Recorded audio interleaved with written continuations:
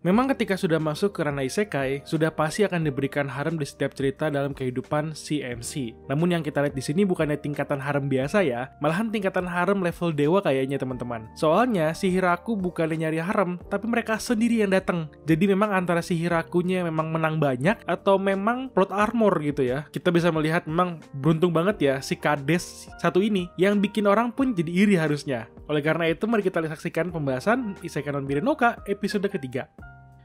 Pada awal pembukaannya, Hiraku dan Ru yang baru saja bangun tidur ketika pagi hari baru saja keluar dari rumahnya. Ketika si Pak Kades ini melihat Ru, dia langsung saja berpikir betapa beruntungnya dia ketika Ru bisa hadir dan tinggal di desa itu. Karena kedatangan Ru membuat kehidupan di hutan yang gelap gulita jadi lebih cerah dan lebih mudah. Karena pengetahuan Ru juga mengenai sihir, jadi bisa membantu penerangan cahaya di sekitaran desanya. Terutama memang di toilet umumnya yang di tengah malam itu udah pasti gelap banget kan. Namun Ru pun bisa memberikan penerangan lewat sihirnya agar bisa nanti pas lagi mau pup malam-malam tetap terang tuh ya WC-nya, jadi nggak gelap gulita lagi. Mantap nggak tuh?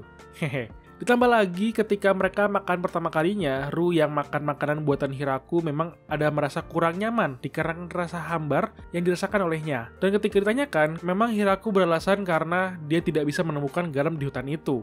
Lalu diperlihatkan oleh Ru letak tempat garam yang berada pada bawah tanah yang memang tidak diketahui oleh Hiraku selama ini. Karena dia memang pas menggali tanahnya langsung kan menuju ke bawah, jadi nggak ngelihat kiri kanan lagi. Ya wajar ya, memang kan ini dunia fantasi. Ya jadi hal-hal yang aneh tuh pasti ada di situ juga gitu ya. Garam di bawah tanah gitu kan.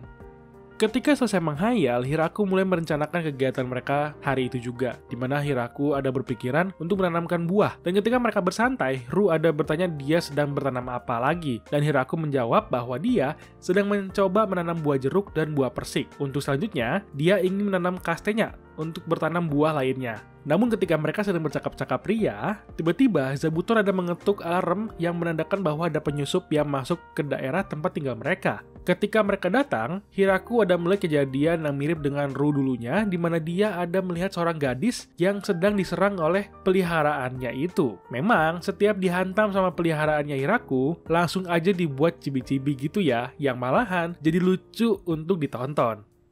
Setelah diselamatkan, Hiraku bisa melihat bahwa si perempuan ini bisa menyembuhkan dirinya sendiri. Dan Hiraku yang sedang takjub akan sihir itu langsung mengarahkan pembicaraannya ke Ru, di mana si Ru kelihatan sedang ingin kabur dari tempat itu juga. Sang cewek malaikat langsung saja memanggil Ru dan ingin membawa Ru untuk kembali bersamanya. Itu langsung saja diserang lagi oleh para serigala, karena mereka merasakan bahwa si malaikat ini ancaman untuk pemilik mereka sekarang ini. Memang pada pinter-pinter ya, serigala atau anjing, karena ya mereka juga masih sama sih ya, perawakan dan jenisnya juga masih sama. Jadi antara serigala atau anjing enakan manggilnya anjing juga gitu ya. Nah, ketika selesai dikeroyok, langsung saja diselamatkan lagi dan si malaikat diundang untuk kembali ke rumahnya dan ngobrol di sana. Si malaikat langsung saja komplain dengan Ru mengenai serangan yang dia terima, dan mereka malah jadi curhat sedikit bahwa mereka yang punya tenaga besar pun masih belum mampu melawan serigala imut itu.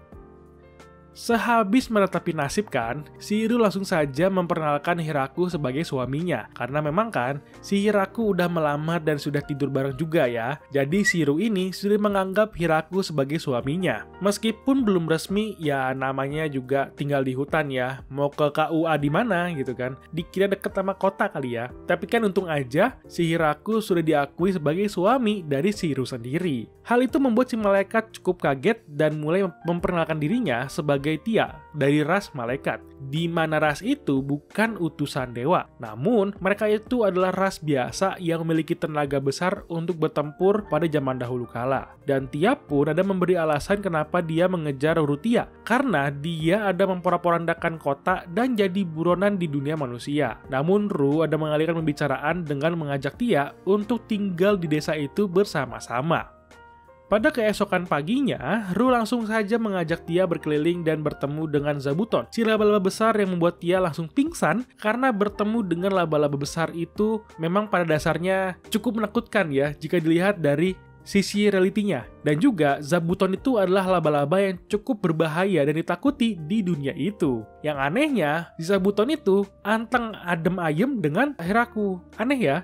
Saat bercocok tanam, awalnya Tia agak segan untuk melakukannya. Namun ketika memakan kubis hasil tanam Hiraku, dia jadi tertarik dan menyukai sayuran segar yang sudah ditanam atau sudah dipanen. Pada saat malamnya, memang Tia yang baru saja mencoba buah stroberi cukup menyukainya. Dan Ru langsung saja mengajak paksa Tia untuk tinggal di situ dengan alasan tubuhnya sendiri tidak akan kuat menahan kenafsuan dari si Pak Kades kita yang ini. Yang dimana mungkin si Pak Kades butuh 2 orang untuk mengeluarkan semua penat tenaga yang dia punya ya. Antara beruntung dan bikin kita iri.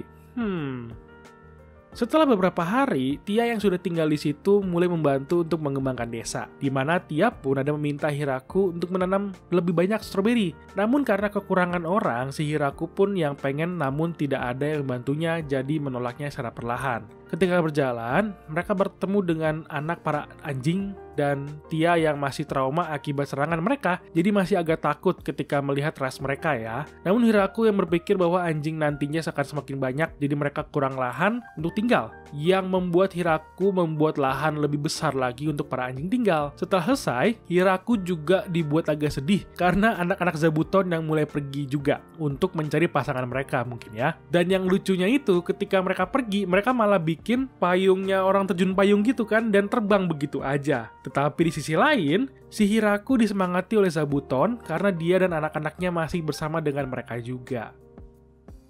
Tia pun yang juga ada di situ ada meminta izin untuk pergi sebentar, di mana ternyata Tia ada membawa banyak orang baru yang berjenis High Elf yang menggembara dan tidak punya tempat tinggal. Mereka pergi menggembara karena hasil perang manusia 200 tahun lalu yang membuat tempat tinggal mereka hilang dan tidak tersisa. Hal itu yang membuat Tia menjadi berpikiran untuk mengajak mereka tinggal di desa itu untuk membantu juga dalam bercocok tanam dan mengembangkan desa Hiraku. Tentu ketika mereka bertemu dengan para penghuni lain, mereka langsung saja pingsan seperti Tia dan Ru juga.